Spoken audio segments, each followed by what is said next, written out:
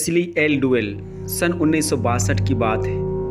मैंने Scarborough Baptist Church, Perth, Australia में 4 दिन की सभा समाप्त की थी।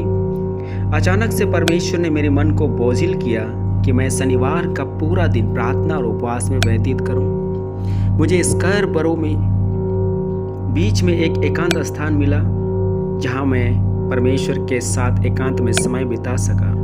जैसे जैसे दिन बढ़ने लगा, अंधकार की शक्ति के साथ मेरी प्रार्थना का युद्ध बढ़ने लगा। मुझे पता ही नहीं था कि ऐसा क्यों हो रहा है, परंतु पवित्र आत्मा ने मुझे प्रार्थना करने के लिए बोझिल किया था और उसी रात मुझे अगुवाई मिली कि मैं शैतान और परमेश्वर की शक्ति के विषय में प्रचार करूं। सभा में जाते समय अचानक मेरी आवाज़ खत्म हो गई और दिन भर मैंने खामोशी में प्रार्थना की थी।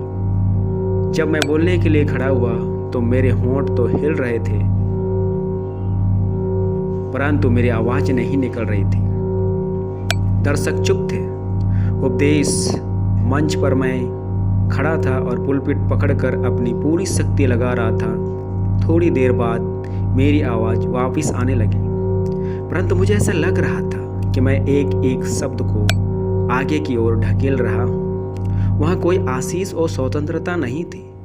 लोग सभा के बाद अपने घरों को चले गए, लेकिन एक अनजान महिला अंत तक ठहरी रही। उसने मुझे बताया कि 6 माह पहले उसको नया जीवन प्राप्त हुआ था, परंतु भूत प्रेत का काम करती थी।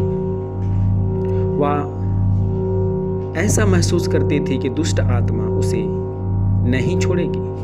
दुष्ट आत्माएं उसको हर एक रात बिस्तर पर घेर कर सताती थी।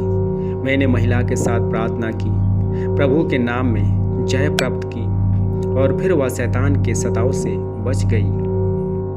मैं ये बताना चाहता हूँ कि जो भी व्यक्ति भूत प्रेत का काम करती है वो हमेशा भूत प्रेत के कब्जे में रहती है। जब तक वह उसके लिए काम करे तब तक वह ठीक रहती है। जब भी उसे पीछा छुड़ाने का काम करती है या कोई करता है तो भूत प्रेत उसे छोड़ता नहीं है। ऐसे भी घटनाओं को हमने देखे हैं कि उस व्यक्ति को मार दिया जाता है भूत प्रेतों के द्वारा, क्योंकि वो उस भूत के लिए काम करने से मना करता है या करती है। गांव के चित्र में ऐसे भी हमने देखा है कि स्त्रियां भूत प्रेत का कामों को सिखाती है। यदि वो मना कर दे तो वो जो स्त्री है वो पागल हो जाती है। ये बहन दुष्ट आत्मा से छुटकारा पाती है। अगले सुबह की सभा में ऐसा लगा जैसा हमारे लिए स्वर्ग खुल गया था। कई लोगों की आत्मिक जरूरतें पूरी हो गई और कुछ लोगों को मिशन क्षेत्र की बुलाहट मिली। अंत में एक व्यक्ति ने दुष्ट आत्मा से ग्रासित था, सिर से पांव तक कांप रहा था। उसे उस समय छुटकारा मिला जब मैंने एक पास्टर और कुछ डिकन्स ने मिलकर प्रार्थना किया। यह उसी महिला का पति था जिसने पिछली रात छुटकारा मिला था। जहां तक मुझे पता है 6 माह तक डिकन्स लोगों ने उस व्यक्ति के लिए प्रार्थना किया। शैतान ने दखल देने की कोशिश किया था, परंतु यीशु ही उसको छुटकारा दिया। यीशु की जीत हुई, उसी को सारी महिमा मिले। प्यारे भाई बहनों, मेरे जीवन की सेवकाई की एक गवाही बताना चाहता हूँ। मैंने अपनी सेवकाई में एक बहन को देखा जिनके मुंह पर शैतान ने कैंसर बना दिया था और हम लोगों ने मिलकर प्रार्थना किया तो बहन चंगी हो गई थी, लेकिन कुछ फुंसी बचे हुए थे।